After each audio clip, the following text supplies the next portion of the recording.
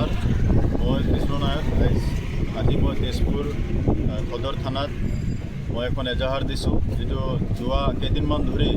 Social মিডিয়াত আমাৰ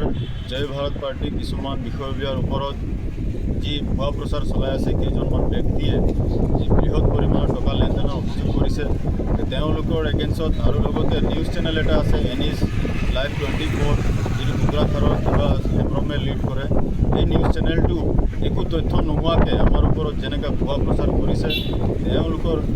এগেইনষ্টে আজি তেজপুৰ সদৰ থানাত মই এখন এজাহাৰ দাখিল কৰিছোঁ আৰু জিলা প্ৰশাসনক মই অনুৰোধ কৰিছোঁ যাতে অতি শীঘ্ৰে সিহঁতক কৰায়ত্ব কৰি উচিত তদন্ত কৰি সিহঁতক যিটো আইনগতভাৱে শাস্তি দিব লাগে আৰু লগতে তেওঁলোকৰ যদি তথ্য আছে তেওঁলোকৰ সঁচা প্ৰমাণ আছে তেওঁলোকে সেই বস্তুটো ৰাজহুৱা কৰক আৰু বিনা কাৰণত এনেকুৱা কৰি আমাৰ দলটোক ভঙাৰ চেষ্টা নকৰক যেহেতু যোৱা কেইদিনত আমি চাইছোঁ এই কেইজন ব্যক্তিয়ে যি অনিল টপ্প আছে আৰু কেইজনমান ব্যক্তিয়ে মিলি কিবা বহু ধৰণৰ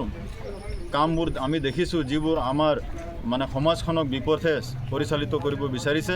আৰু দেৱজিৎ বসুমতাৰী নামৰ এই ব্যক্তিজনে তেওঁ যোৱাবাৰ ভেৰগাঁও সমষ্টিত এজন প্ৰাৰ্থী হিচাপে জয় ভাৰত পাৰ্টিৰ হৈছিলে হোৱাৰ পিছত তেওঁ যি ধৰণে আমাৰ ৰাইজক ঠগি পেলাই তেওঁ পলাই গ'ল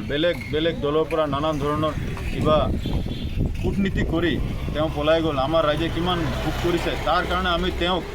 জয় ভাৰত পাৰ্টিৰ পৰা বহিষ্কাৰ কৰিছোঁ তথাপি আজি তেওঁ আমাৰ পাৰ্টিৰ হৈ পেলাই এনেকৈ কোৱাৰ কাৰণে আমি তেওঁক বহুত বেয়া পাইছোঁ আৰু তেওঁৰ ওপৰত উচিত শাস্তি ল'ব লাগে আৰু তেওঁলোকে যদি সঁচা তথ্য প্ৰমাণ দিব নোৱাৰে তেনেহ'লে আমি জয় ভাৰত পাৰ্টিয়ে তেওঁলোকৰ ঘৰ ঘেৰাও কৰিবৰ কাৰণে সাজু আছোঁ ধন্যবাদ।